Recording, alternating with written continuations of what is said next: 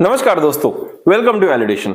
दोस्तों वैलिडेशन में आज मैं आपके लिए लाया हूं एक बहुत ही यूनिक केस, एक बहुत ही हटके वाला केस। दोस्तों आमतौर पर यह देखा गया है कि जब भी किसी व्यक्ति का हायर पेंशन का फॉर्म रिजेक्ट होता है, वो या तो खुद कोर्ट में जाता है या तो फिर एक ग्रुप बनाता है अपने मित्रों का और कोर्ट में जाके केस लड़ता है। लेकिन हमेशा से एक सवाल उठता है कि भाई हमारा हायर पेंशन का फॉर्म रिजेक्ट क्यों हुआ। 99% केस में इसका जो रीजन है दोस्तों वो है हम जिस एग्जेम्प्टेड पीएफ ट्रस्ट के मेंबर हैं उसके रूल्स। ईपीएफओ 99% केस में यही बोल रहा है कि आप जिस एग्जेम्प्टेड पीएफ ट्रस्ट से आते हो उनके जो रूल्स हैं वो आपको सीलिंग के ऊपर जाके कंट्रीब्यूट करने से मना करते हैं और इसीलिए हम आपका हायर पेंशन का फॉर्म एक्सेप्ट नहीं कर सकते। हम आपको एक्चुअल वेजेस के ऊपर में हायर पेंशन नहीं दे सकते। अब यहां पर लॉजिकल ये सवाल उठता है कि भाई जिस पीएफ ट्रस्ट के रूल्स की वजह से मेरा फॉर्म रिजेक्ट हुआ है, क्या ये उनकी जिम्मेदारी नहीं है कि वो कोर्ट में जाए और हमारे बिहाफ पर केस लड़े। बिल्कुल हम कोई अगर लॉजिकली देखे तो बिल्कुल एक जस्टिस के तौर पर देखे तो सही लगेगा आपको कि भाई जिस पीएफ ट्रस्ट के रूल्स की वजह से मेरा फॉर्म रिजेक्ट हुआ है उसको खुद कोर्ट जाना चाहिए और मेरे बिहाफ पर केस लड़ना चाहिए। ये हम सबकी एक ड्रीम पोजीशन होगी, एक एक्चुअल में ख्वाहिश होगी। अब दोस्तों सोचिए कोई पीएफ ट्रस्ट अगर सच में कोर्ट चला गया तो कितना बढ़िया सिनारियो होगा। वही दोस्तों आज मैं आपके साथ डिस्कस करने वाला हूं कि steel authority of India limited का एक डिवीजन था जहां पर एक एग्जेम्प्टेड पीएफ ट्रस्ट हुआ करता था जिसके मेंबर्स के फॉर्म ईपीएफओ ने रिजेक्ट कर दिए। अब जैसे ही वो फॉर्म रिजेक्ट हुए तो ईपीएफ पीएफ ट्रस्ट ने खुद होके कोर्ट में एक केस डाला और ईपीएफओ के खिलाफ वो केस लड़ा भी। लेकिन बाद में ईपीएफओ ने उसका अपील किया और अपील करके ये कहा कि ये जो steel authority of India limited का एग्जेम्प्टेड ट्रस्ट है इसका कुछ लोकस स्टैंडर्ड नहीं बनता है कि वो इस केस को लड़े। अब दोस्तों यहां पर सबसे पहले समझने वाली बात है लोकस स्टैंडर्ड क्या होता। समझ लीजिए मेरा फॉर्म रिजेक्ट हो गया तो मेरे साथ कुछ गलत हुआ है और इसीलिए मैं इसका पीड़ित पार्टी हूं, मैं इसका विक्टिम पार्टी हूं, तो भाई मैं कोर्ट में जा सकता हूं। मेरा ये स्टैंड हो सकता है कि मुझे अन्याय जो हुआ है उसके खिलाफ लड़ना है। लेकिन अगर मेरे साथ कुछ गलत हुआ है तो मेरे बिहाफ पर मेरा दोस्त कोर्ट में नहीं जा सकता क्योंकि उसका लोकस स्टैंडर्ड नहीं है, वो एक विक्टिम पार्टी नहीं है। तो ईपीएफओ का आर्गुमेंट यही था कि भाई हमने एम्प्लॉयज के फॉर्म रिजेक्ट कर दिए हैं, हमने ईपीएस ट्रस्ट के साथ में कुछ भी गलत नहीं किया, हमने एग्जेम्प्टेड ट्रस्ट के साथ में कुछ भी गलत नहीं किया, इसलिए एग्जेम्प्टेड ट्रस्ट का यहां पर एम्प्लॉयज के बिहाफ पर केस लड़ने का कोई भी लोकस स्टैंडर्ड नहीं है। और दोस्तों ये एक बहुत इंपॉर्टेंट क्वेश्चन है जिसके ऊपर कलकत्ता हाईकोर्ट ने जजमेंट दिया है कि क्या अगर कोई ईपीएफ ट्रस्ट चाहे तो अपने मेंबर्स के बिहाफ के ऊपर कोर्ट में जा सकता है कि नहीं जा सकता है और उसके लिए केस लड़ सकता है कि नहीं लड़ सकता है। क्योंकि इसके बाद आपको क्लैरिटी आ जाएगी कि आपको अपने कंपनी के पास जाना चाहिए, आपको अपने ऑर्गेनाइजेशन के पास जाना चाहिए, उनके पीएफ ट्रस्ट को ये बोलना चाहिए कि भाई आपके वजह से मेरा फॉर्म रिजेक्ट हुआ है तो आप जाके कोर्ट में केस लड़ो। और कोई ट्रस्ट अब ये नहीं कह पाएगा कि उनका लोकस स्टैंडर्ड नहीं है, वो भी इसमें विक्टिम पार्टी है। और वो कैसे होगा वो मैं आपको आज के जजमेंट में जरूर बताऊंगा।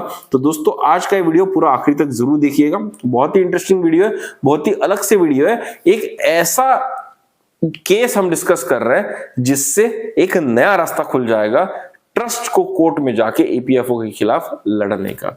तो दोस्तों आज का वीडियो आखिरी तक जरूर देखिएगा। तो चलिए शुरू करते हैं हमारा आज का ये वीडियो।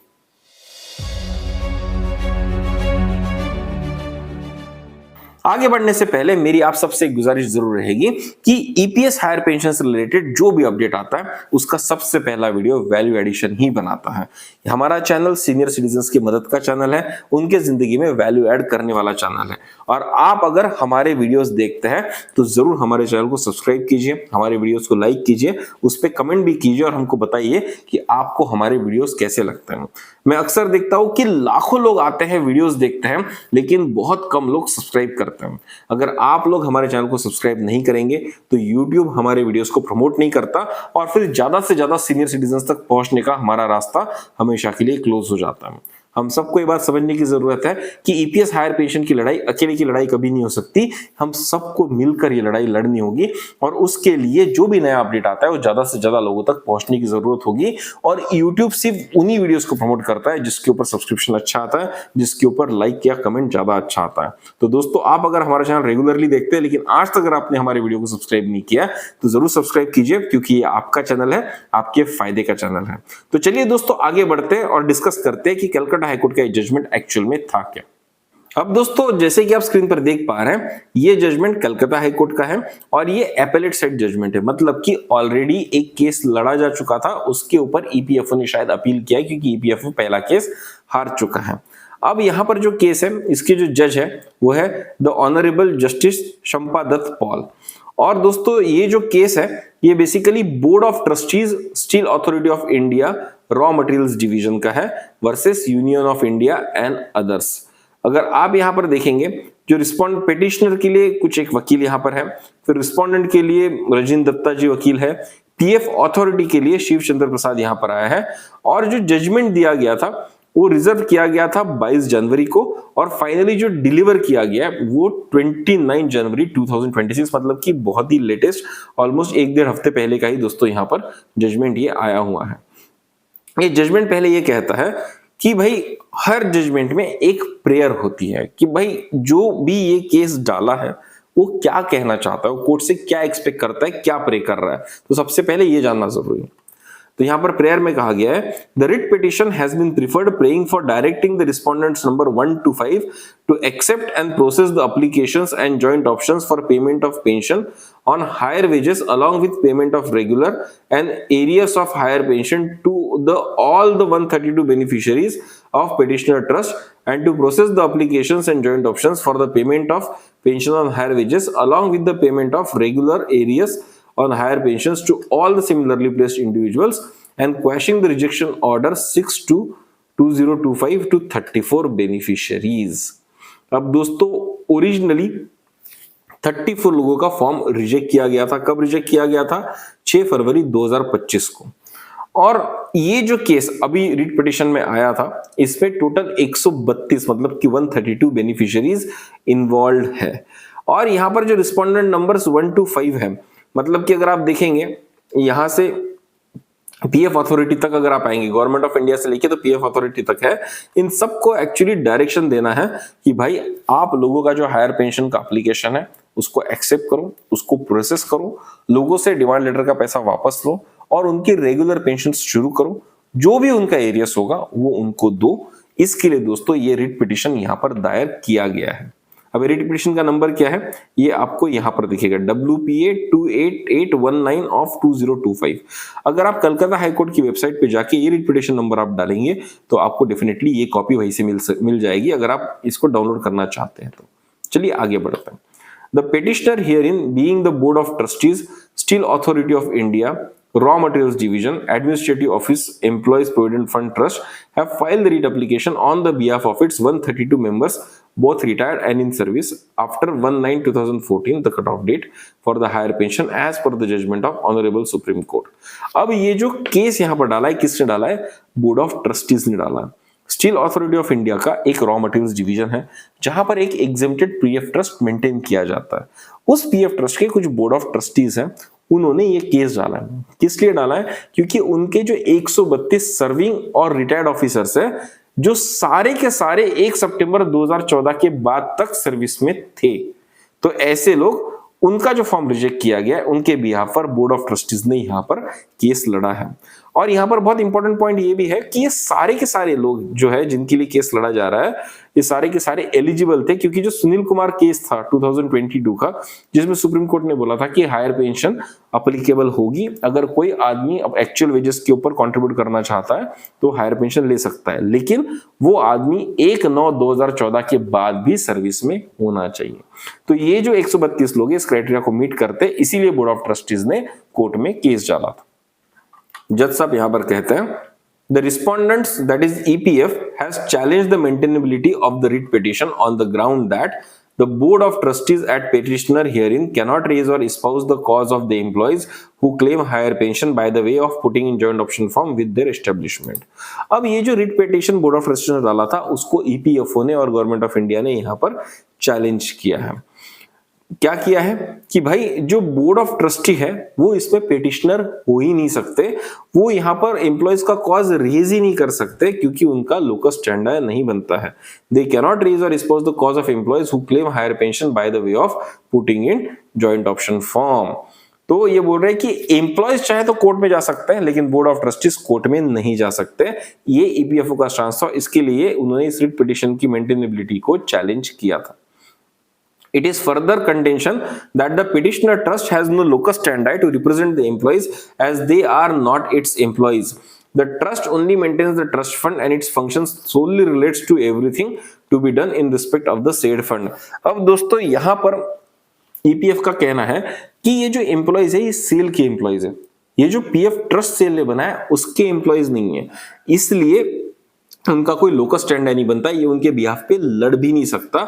इनका सोल काम है पीएफ ट्रस्ट को मेंटेन करना और उसके जो भी फंक्शंस होंगे वो पूरे करना, ना कि लोगों को रिप्रेजेंट करना, क्योंकि वो उसके मेंबर्स है, एम्प्लॉयज नहीं।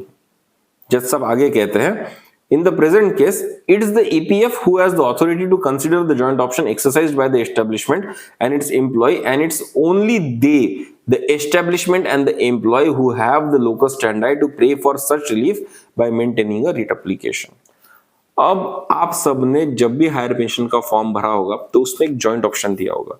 एक जॉइंट ऑप्शन किस लिए कि भाई मैं एज ए एम्प्लॉय अपने एक्चुअल वेजेस के ऊपर, मतलब कि बेसिक प्लस जीए के ऊपर कंट्रीब्यूट करना चाहता हूं, और इसके लिए एस्टेब्लिशमेंट जो है, जिस कंपनी में मैं काम करता हूं, जिस ऑर्गेनाइजेशन में मैं काम करता हूं, वो भी उस फॉर्म के ऊपर साइन करते हैं और ईपीएफओ को देते हैं और ईपीएफओ उसके बाद उसको स्टडी करता है। इस पूरे प्रोसेस में कहीं पर भी पीएफ ट्रस्ट का रोल नहीं है और इसीलिए उसका लोकस स्टैंडर्ड नहीं बनता, ऐसा ईपीएफओ का कहना है। आगे कहते हैं जज साहब, relying upon the judgment of Calcutta High Court in Kelvin Jute Company Limited versus Krishna Kumar Agarwal and others, the petitioner states that all affected individuals are either current or former members of the petitioner trust, and as such the petitioner trust has a direct and substantial interest in the subject matter of the present proceedings.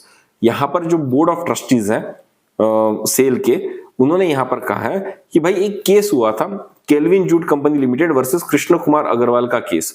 इस case में एक president set किया गया था जिसके तहत ये माना गया है कि जितने भी अफेक्टेड इंडिविजुअल्स हैं, जिनके फॉर्म रिजेक्ट हुए हैं, वो या तो इस ईपीएफ ट्रस्ट के करंट मेंबर्स हैं या ऑलरेडी रिटायर हो चुके हैं, पहले ये मेंबर्स थे, और क्योंकि उनका इनके साथ में डायरेक्ट रिलेशनशिप था, ट्रस्ट का भी एक इंटरेस्ट बन जाता है इस केस में कि वो इस केस को लड़े, ऐसा बोर्ड ऑफ ट्रस्टीज का कहना है। कि भाई सिर्फ एम्प्लॉयज होने से क्या होता है, अगर कोई मेंबर है किसी ट्रस्ट का तो उस मेंबर के लिए भी ट्रस्ट फाइट कर सकता है, ऐसा मोटा मोटा तौर पर यहाँ पर बोर्ड ऑफ ट्रस्टीज का कहना है। बोर्ड ऑफ ट्रस्टीज यहाँ पर यह भी कहते हैं, the denial of higher pension benefits by the respondents is predicated solely because of the cap mentioned in the petitioner trust governing rules. This misplaced reliance on the trust rule is in an attempt to blame the petitioner trust for denial of higher pension to its members, renders the petitioner trust a directly aggrieved party as the applications have been rejected on the pretext of non-amendment of the trust rules. यहाँ पर board of trustees ये भी कहते हैं कि आपने जितने भी लोगों के फॉर्म रिजेक्ट किए उनको ये कहकर किए कि आपका जो पीएफ ट्रस्ट है उसके कुछ रूल्स है और उस रूल्स के तहत आप सीलिंग के ऊपर जाके कंट्रीब्यूट नहीं कर सकते। तो एक तरह से आप ट्रस्ट को ब्लेम कर रहे हो, मतलब ईपीएफओ ट्रस्ट को ब्लेम कर रहा है कि भाई इस ट्रस्ट ने सही टाइम पर अपने रूल्स अमेंड नहीं किए, सही टाइम पर सही रूल्स नहीं बनाए, इसीलिए आप सबका फॉर्म हम रिजेक्ट करते हैं। तो क्योंकि ईपीएफओ इस ट्रस्ट को डायरेक्टली ब्लेम कर रहा है, ये कह रहा है कि ट्रस्ट ने सही टाइम पे रूल्स अमेंड नहीं किए थे, इसलिए ये ट्रस्ट भी एक एग्रीवेड पार्टी है, क्योंकि जो ब्लेम है फॉर्म रिजेक्ट होने का वो सीधा सीधा ट्रस्ट के ऊपर आ जा रहा है, ना कि ईपीएफओ के ऊपर। बेसिकली ईपीएफओ जो है वो एग्जेम्प्टेड ट्रस्ट के कंधे पे बंदूक रख के गोली चला रहा है और ये कह रहा है कि भाई मैंने गोली नहीं चलाई, ये तो खंदा है जो गोली चला रहा है, ये जो पीएफ ट्रस्ट है इसके रूल्स अलाउ नहीं कर रहे, इसलिए हम आपका फॉर्म रिजेक्ट कर रहे हैं। और क्योंकि आप ऐसा कर रहे हो तो एग्जेम्प्टेड ट्रस्ट है उसको पूरा अधिकार है कि कोर्ट में जाके ईपीएफओ को चैलेंज करें। अब दोस्तों यहाँ आगे ना बहुत सारे प्रीवियस जजमेंट का कुछ इन्होंने रेफरेंसेस दिए जो एक्चुअली हमारे किसी काम के नहीं है, तो हम इसके डिटेल में नहीं जाएंगे, क्योंकि एक जगह पर जो बोर्ड ऑफ ट्रस्टीज है उन्होंने एक जजमेंट का रेफरेंस दिया कि देखिए वहां पर पीएफ ट्रस्ट को कैसे घसीटा गया था कोर्ट में और उनसे जो भी एक्शन लिया गया था वो एक्शन लिया गया था। दूसरी तरफ ईपीएफओ एक केस कहता है कि जहां पर ट्रस्ट को अलाउ नहीं किया गया था कंपेंसेट करने के लिए, या ट्रस्ट को अलाउ नहीं किया गया था पार्टिसिपेट करने के लिए, और इसीलिए इस केस में भी अलाउ नहीं करना चाहिए, ऐसा ईपीएफओ का कहना है। अब यहां पर जज साहब का कहना है कि the point of maintainability has been raised by respondent EPF for the first time here. पहली बार ईपीएफ ने कहा है कि आपका रिट पिटीशन मेंटेनेबल ही नहीं है, आपका रिट पिटीशन एंटरटेन ही नहीं करना चाहिए था कोर्ट में। The petitioner's contention that the writ petition is maintainable is on the following ground। जो बोर्ड ऑफ ट्रस्टीज है वो बोलते हैं कि हमारा जो पिटीशन है वो बिल्कुल मेंटेनेबल है, बिल्कुल एडमिट होना चाहिए कोर्ट में, और उसके ग्राउंड्स क्या है? That the employees whose interest is being espoused here are or were the members of the petitioner trust which has substantial interest in the subject matter। जितने भी एम्प्लॉइज है जिनका फॉर्म रिजेक्ट किया गया है वो भाई हमारे मेंबर है, इसलिए हमारा यहाँ पर इंटरेस्ट बनता है, ऐसा बोर्ड ऑफ ट्रस्टीज का कहना है। As the denial of a higher pension relates to the cap mentioned in the petitioner's unamended trust rules, the petitioner trust being an aggrieved party has the locus standi to maintain the writ petition। क्योंकि आपने हमारे rules बताकर यहाँ पर form reject किए, तो भाई जो एग्जेम्प्टेड पीएफ ट्रस्ट है वो तो यहाँ पर डेफिनेटली पार्टी बन गया है, हमारे साथ भी गलत हुआ है, आपने हमारा नाम लेके लोगों के फॉर्म रिजेक्ट किए, तो हम तो केस लड़ेंगे ही लड़ेंगे। अब यहाँ पर जज साहब आगे कहते हैं the respondents EPF's contention on the writ petition not being maintainable is that petitioner trust not being an aggrieved party has no locus standi।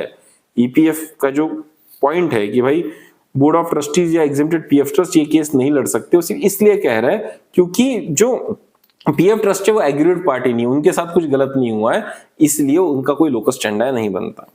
On hearing the parties and considering the grounds challenging the maintainability of the writ petition and the petitioner's trust case that is maintainable and also the status of the petitioner trust herein, it appears that जज साहब कहते हैं कि सबको मैंने सुना, EPFO के लोगों को सुना, गवर्नमेंट के लोगों को सुना, और हमने जो ट्रस्ट है उनके वकीलों को भी सुन लिया, और उसके बाद हमको लगता है कि कुछ ऐसे ऑब्जर्वेशन है जो सबके सामने आने चाहिए।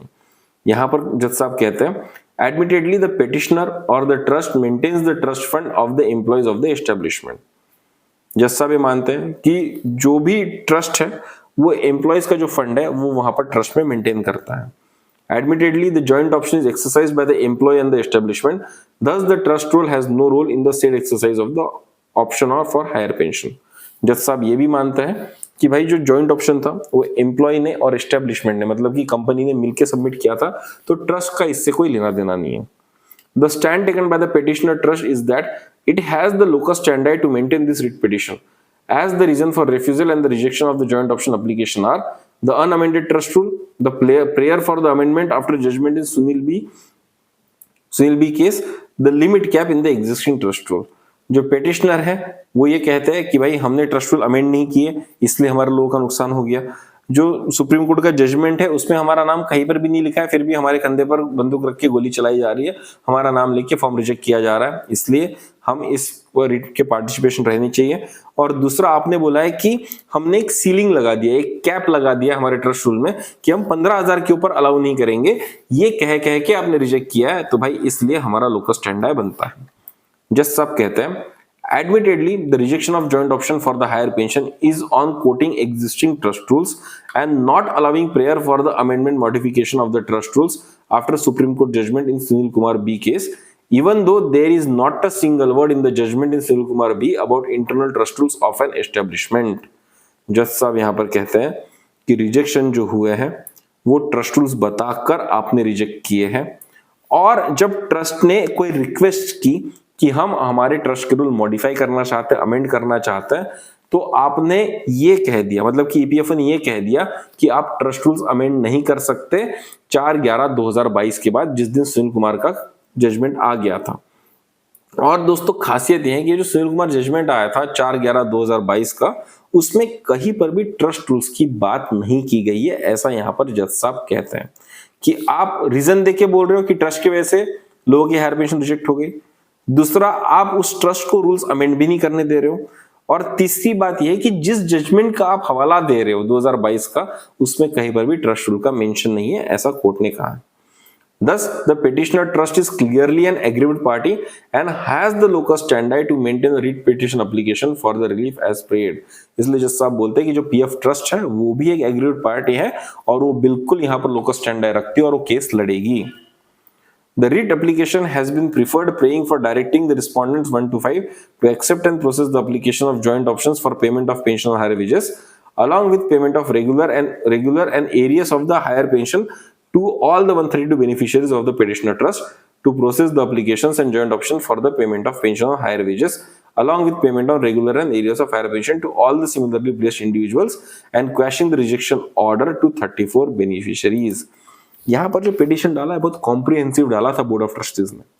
34 लोगों का फॉर्म रिजेक्ट हुआ था, लेकिन 132 लोगों के लिए ईपीएफओ का ईपीएफ ट्रस्ट जो है, जो एग्जेम्प्टेड ट्रस्ट है सेल का, वो यहाँ पर लड़ रहा है और वो बोल रहा है कि और भी अगर कोई पार्टी होगी जो हमारे मेंबर थे, जो यहाँ पर मेंबर हमने मेंशन नहीं किए और आगे जाके चल के अगर वो आ जाते हैं तो भाई उनके साथ भी वही न्याय होना चाहिए जो इन 34 और 132 लोगों के साथ हो रहा है। कि अगर आज कोर्ट अलाउ करता है हमारे लोगों को हायर पेंशन लेने के लिए, तो जितने भी हमारे मेंबर्स हैं जो 1 सितंबर 2014 के बाद रिटायर हुए हैं या एग्जिट हुए ईपीएस से, उन सबको अलाउड होना चाहिए हायर पेंशन लेने के लिए। ऐसा उन्होंने पिटीशन यहाँ पर किया था। The petition further prays for direction upon the respondent number 3 to disburse the pension on higher wages and or accept contribution for the higher wages on the basis of the exercise of joint option made by the petitioner along with his employer as per employees pension scheme on setting aside the order 62 passed by respondent number 3। ये बोल रहे हैं कि भाई 6 फरवरी 2025 को जो भी regional PF commissioner ने एक ऑर्डर दिया था कि पेंशन हम कैंसिल करते हैं, हायर पेंशन हम नहीं देंगे, उसको क्वैश कर दिया जाए, उसको सेट असाइड कर दिया जाए और उसके बाद हायर पेंशन दी जाए। उसके लिए क्या किया जाए, पहले एम्प्लॉयज को डिमांड लेटर दिया जाए, डिमांड लेटर के पैसे वापस लिए जाए और उसके बाद उनका एरियर्स और हायर पेंशन शुरू की जाए। The petitioner relying upon the order passed by this court in writ petition and other writs have prayed for similar relief on the ground that petitioner's employees herein are all similarly placed with the petitioner in 1549 and others writ application 14। ये बोल रहे हैं कि भाई जितने भी हमारे employees है सबका सिचुएशन सेम ही है, तो सबको एक साथ आप एप्लीकेशन करवा दो, सबको एक साथ जो भी जजमेंट आएगा सबको एक साथ अप्लाई करवा दो। The petitioner application for higher pension has been rejected by an order passed by respondent number 3 on 6/2 on the ground of the trust rules of the exempted establishment. The respondent number 6, that is establishment, enjoys exemption under section 17(1) of the said PF Act from the operations of the employee scheme. It is submitted that all the employees of both the exempted and unexempted establishment are considered to be same as far as pension of EPS 1995 is concerned, and EPF4 directly deals with pension matters for both classes of establishment. For the purpose of contribution to pension fund, employers only forward the requisite contribution every month to EPFO and they have no further role as employer under the EPS 1995 Act. Court यहाँ पर ये कह रहा है कि चाहे trust आपका exempted हो या अनएग्जेम्प्टेड हो, आपका काम सिर्फ इतना है, आपके एम्प्लॉय से पैसा कलेक्ट करना है, ईपीएफओ को दे देना है। अगर अनएग्जेम्प्टेड ट्रस्ट है तो ट्रस्ट को करना है, तो डायरेक्टली ईपीएफओ ही कलेक्ट कर लेगा। अगर एग्जेम्प्टेड ट्रस्ट है तो ट्रस्ट को निकाल के पैसा देना होगा, ये यहाँ पर एम्प्लॉयर का रोल है। The petitioner states that the employees are all in service since after 1/9/2014, which is the cutoff date as decided by Supreme Court in Sunil Kumar B case, decided on November 4, 2022। तो हमारे सारे employees जो है 1/9/2014 के बाद service में थे। Thus, considering that the petitioner's employee herein stand on the same footing as the petitioners in WPA 15459 of 2025 and other writs, it is directed that the order 6225 passed by respondents hereby is quashed and set aside।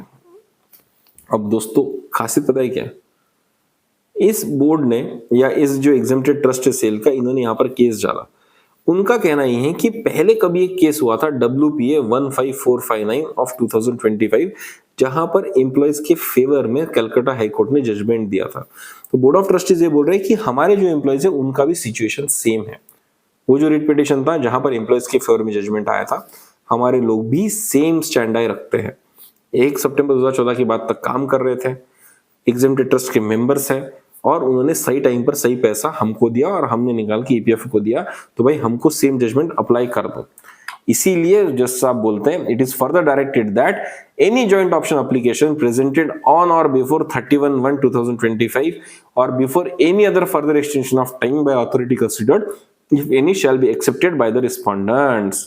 कोई भी application जो 31 जनवरी 2025 के पहले EPFO के पास पहुंच चुका है उसको एक्सेप्ट करना ही होगा हायर पेंशन के लिए। On remittance of the differential contribution amount to the pension scheme to the employees provident fund organization by the employees along with the applicable interest, higher pension shall be disbursed to them from the succeeding month of their remittance। यहाँ पर कह रहे हैं कि अगर employees actual basic plus DA के ऊपर contribute करने को तैयार है तो जो भी पैसा उन्होंने पहले भरा है और अब जो भी पैसा उनसे लेना चाहिए उसका डिफरेंशियल अमाउंट अगर वो सबमिट कर देते हैं तो उनको हायर पेंशन दे देनी चाहिए। और इसीलिए all the connected applications if any stands disposed of. अब दोस्तों ये केस बहुत ही इंपॉर्टेंट केस था क्योंकि इसमें क्या किया बोर्ड ऑफ ट्रस्टीज ने अलग से कोई केस नहीं लड़ा। यहाँ पर उन्होंने क्या किया, उन्होंने एक दूसरा केस लिया जहां पर सिमिलर एग्जेम्प्टेड ट्रस्ट के जो एम्प्लॉयज थे उन्होंने केस जीत लिया था, उनको हायर पेंशन देने के लिए हाई कोर्ट ने ऑर्डर दे दिया था। अब ये जो बोर्ड ऑफ ट्रस्टीज है इन्होंने देखा कि भाई हमारे भी तो कुछ एम्प्लॉयज है जिनका सिमिलर पोजीशन है, जिनके साथ भी अन्याय हुआ, तो चलिए एक एक करके एम्प्लॉय जाने से अच्छा हम एज अ पीएफ ट्रस्ट ही चल लेते हैं कोर्ट में और यहाँ पर केस डाल देता है। और उन्होंने केस डाला तो ईपीएफओ ने कहा कि भाई आपका लोकल स्टैंड है नहीं, आप बिल्कुल ही केस नहीं लड़ सकते।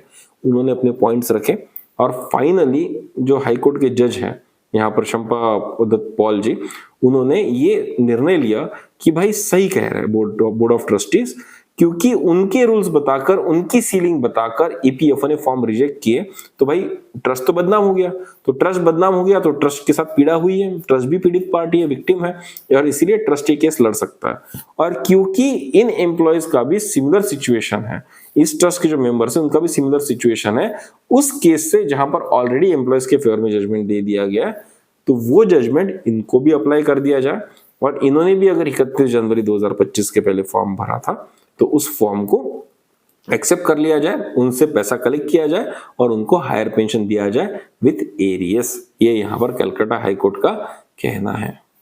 अब ये जजमेंट हमारे लिए क्यों मायने रखता है, क्योंकि ऐसे कई सारे लोग होंगे जिनका सिमिलर सिचुएशन होगा, स्पेशली जो लोग बंगाल में है, क्योंकि कलकत्ता हाईकोर्ट पूरे बंगाल जोन के लिए एग्जैक्टली मैच करता है, वहां जो भी कंपनीज होगी उन सबके लिए कॉमन है।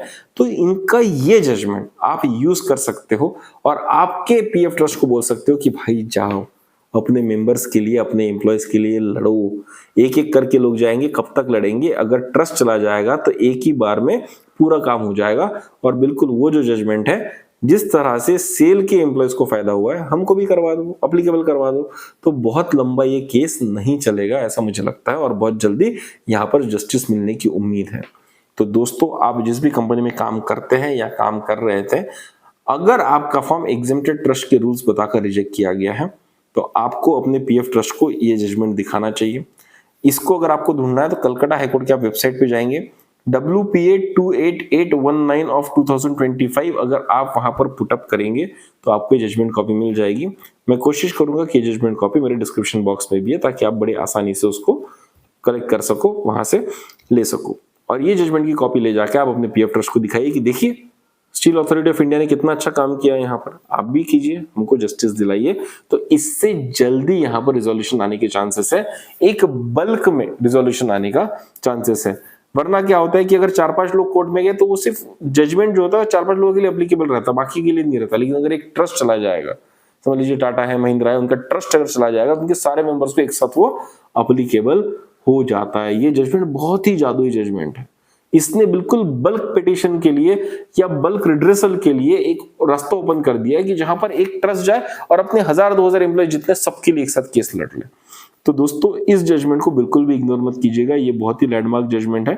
हम धन्यवाद करते हैं कलकत्ता हाईकोर्ट का, द शंपा दत्ता पॉल का, कि भाई उन्होंने इतना अच्छा जजमेंट दिया एम्प्लॉयज के फेवर में। अब दोस्तों आपको अगर आज के इस वीडियो से वैल्यू दिखे तो इस वीडियो को जरूर शेयर कीजिएगा, क्योंकि 10.5 लाख एप्लीकेशन ईपीएफओ ने रिजेक्ट किए और इंडिविजुअली लड़ने की ताकत किसी के भी पास नहीं है। लेकिन 10.5 लाख लोग अगर कोर्ट में नहीं जा सकते, उनके बिहाफ पर अगर 20 से 25,000 पीएफ ट्रस्ट कोर्ट में चले जाएंगे तो एक साथ बल्क में फायदा हो जाएगा। इनफैक्ट 20 से 25,000 ट्रस्ट भी नहीं होंगे, हार्डली 2-2,500 ट्रस्ट अगर चले जाएंगे तो एक यूनिफॉर्म तरीके से मैक्सिमम लोगों के फॉर्म यहाँ पर सॉल्व हो सकते हैं। और ये कब होगा दोस्तों? जब हम आवाज उठाएंगे, जब हम हमारे पीएफ ट्रस्ट के पास जाएंगे। तो उसके लिए आपको ये वीडियो ज्यादा से ज्यादा लोगों तक शेयर करना चाहिए। अपने कंपनी के जो भी ग्रुप्स होंगे, आपके जो भी सीनियर सिटीजन्स के ग्रुप होंगे, वहां पर इसको शेयर कीजिए। बताइए कि एक नया रास्ता खुला हुआ है जिसको यूज करके हम हायर पेंशन ले सकते हैं, हमारा हक ले सकते हैं। याद रखिएगा दोस्तों, हायर पेंशन खैरात में नहीं बांटी जा रही है। हायर पेंशन ये हमारा हक है और सुप्रीम कोर्ट ने नवंबर 2022 में इसको बिल्कुल क्लियर कर दिया गया था। तो अपना हक छोड़ने की गलती मत कीजिएगा। मैं आपके हक के लिए आवाज उठा रहा हूं, आपको भी अपने हक के लिए आवाज उठाना पड़ेगा। अपने पीएफ ट्रस्ट को बताना पड़ेगा कि जाओ भाई, हमारे भले के लिए बने हो तो हमारा भला करो, कोर्ट में केस लड़के हम सबको हायर पेंशन दिलाओ। तो दोस्तों, अगर आपको ये वीडियो पसंद आया, आपको लगा कि ये बहुत यूजफुल इन्फॉर्मेशन आपको मिली है, तो जरूर कमेंट बॉक्स में कमेंट करके बताइएगा। अगर कोई चीज मैंने छोड़ दी है या कोई चीज मैंने गलत समझाई है तो वो फीडबैक भी दोस्तों आप मुझे दे सकते हैं। मैं सारे कमेंट्स पढ़ता हूँ और सारे फीडबैक पे एक्शन भी लेता हूँ। आपकी कोई क्वेरीज है तो वो भी लिखिएगा। अगर मुझे उसका आंसर पता होगा तो जरूर मैं उसको आंसर करूंगा, और नहीं पता होगा तो पता करके उसका आंसर करूंगा। और दोस्तों, आज तक अगर आपने इस चैनल को सब्सक्राइब नहीं किया तो जरूर सब्सक्राइब कीजिएगा, क्योंकि आपके फायदे का चैनल है, आपके मतलब के लिए बना हुआ चैनल है। बहुत कम लोग हैं जो अभी ईपीएस हायर पेंशन की आवाज को उठा रहे हैं। शायद मैं अकेला बचाऊं, और मैं जब तक हो सके तब तक दोस्तों ईपीएस हायर पेंशन के लिए नारा लगाऊंगा, क्योंकि 10.5 लाख लोगों के साथ अन्याय होते हुए मैं नहीं देख सकता। मुझे तो आवाज उठानी पड़ेगी। मैं आवाज उठा रहा हूं और मुझे उम्मीद है कि आप लोग हमारे चैनल को सब्सक्राइब करके हमको सपोर्ट करेंगे, ऐसे वीडियोस को शेयर करके सपोर्ट करेंगे, अपने हक के लिए लड़ेंगे, हमारे सबके हक के लिए लड़ेंगे, और हम सबको हायर पेंशन मिलेगी जरूर। तो चलिए दोस्तों, जल्दी मिलते हैं एक नए कंसेप्ट के साथ, एक नए वीडियो के साथ, एक नए डिस्कशन के साथ। तब तक के लिए सब्सक्राइब करते रहिए हमारा चैनल वैल्यू एडिशन। धन्यवाद।